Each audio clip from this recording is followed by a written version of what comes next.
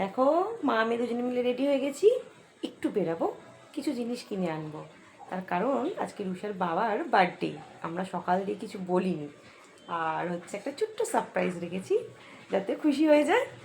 আর রুষা রানী তার জমানো পয়সা দিয়ে বাবাকে যে কেক কিনে দেবে, সেই কেকটাই কাটা হবে, তো সেটা কিনতে যাব।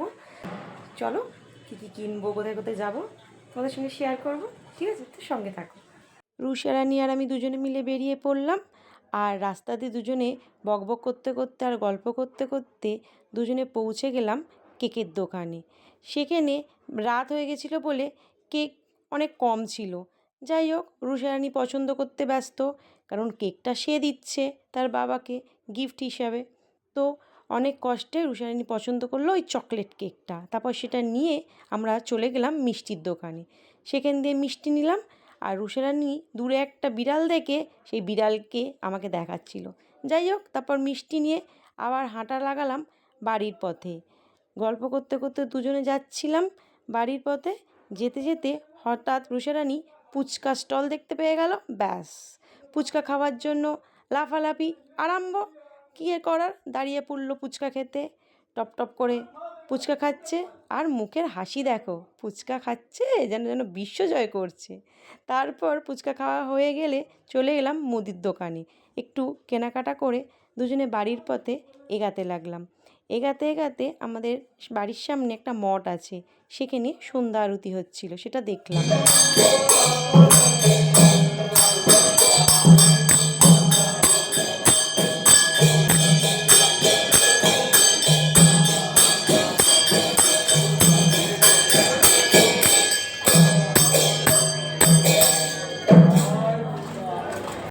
বাড়িতে এসে পড়েছি, আর অনেকটা না দেরি হয়ে গেছে, দেখতে পাচ্ছ 8টা বাজে, এখনও কিচ্ছু হয়নি।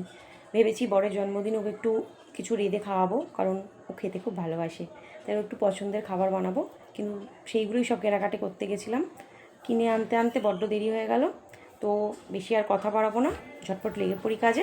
এই দিকে দেখো, রুষানীর লক্ষ্মী মেয়ের মতো এসেই হ্যান্ড রাইটিং করতে আরম্ভ করে দিয়েছে, কারণ রুষা রানীর কালকে হ্যান্ডরাইটিং পরীক্ষা, তাই তো রুষু? একটু তাকাও।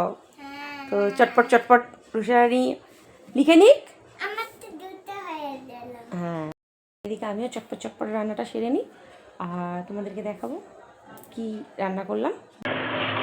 লেগে পড়েছি রান্নায়, এই যে চলছে, আর তার সঙ্গে আর একটা জিনিস চলছে, এই যে মানে হেডফোনটা দেখছো, গল্প চলছে।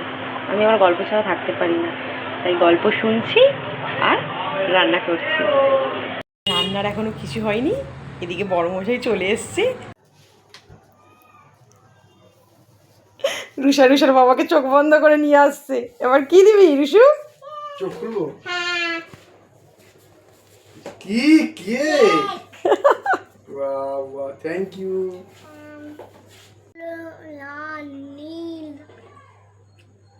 কেকটা তুমি কাটো। আমি আমার বার্থডে নাকি? তোর বার্থডে না তো? কিরাম দুষ্টু কেক কাটতে হয় না? এদিকে আয়। কই মাটা কাটছে না? কাটো, আজকে বাবা মা মিলে কাটো, দুজনে মিলে। Happy birthday to you, happy birthday, happy birthday, happy birthday to you. এ হাততালি দাও মা, হাততালি দাও।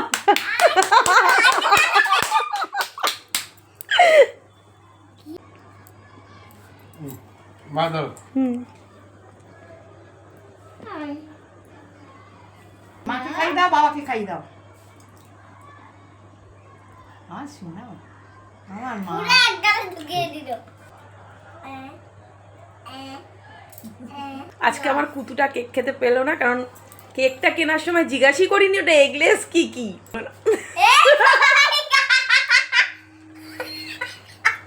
কার জন্মদিন আর কে কেক মাখছে।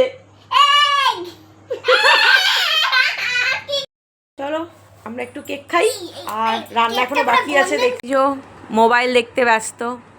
এই যে হ্যাপি বার্থডে, আপনার গিফট। Thank you. দেখো পছন্দ হয়েছে নাকি।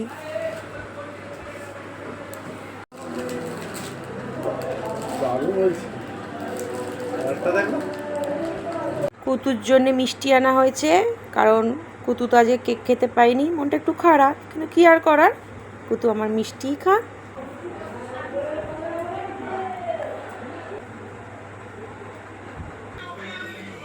অসাধারণ।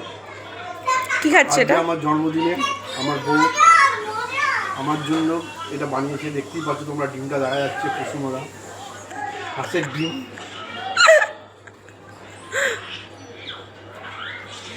অসাধারণ খেতে হয়েছে। তাড়াতাড়ি দা, খিদে পেয়ে গেছে, আর সহ্য হচ্ছে না। বেশি কিছু করতে পারিনি, ওই যে ডিমের টেবিল আর বিরিয়ানি। আর ডিমের টেবিল তো আগেই খেয়ে নিয়েছো, আর বিরিয়ানি। একান্ত আপন। অসাধারণ। আমি আর টাটা বাই বাই। ওকে দৌড়ালো খাবার নিয়ে, এবার আমরাও খেয়ে নিই, কারণ অনেক রাত হয়ে গেছে, প্রায় 11টা বাজতে যায়। তো কালকে রুষার আবার স্কুল আছে, দেরি হয়ে যাবে, এক্সাম চলছে। তো আবার পরে দেখা হবে। তো তোমাদের কেমন লাগলো অবশ্যই জানাবে, আর লাইক কমেন্ট শেয়ার করতে ভুলবে না। আর যারা পেজটা ফলো করোনি অবশ্যই কিন্তু ফলো করে আমার পাশে থেকো। টাটা।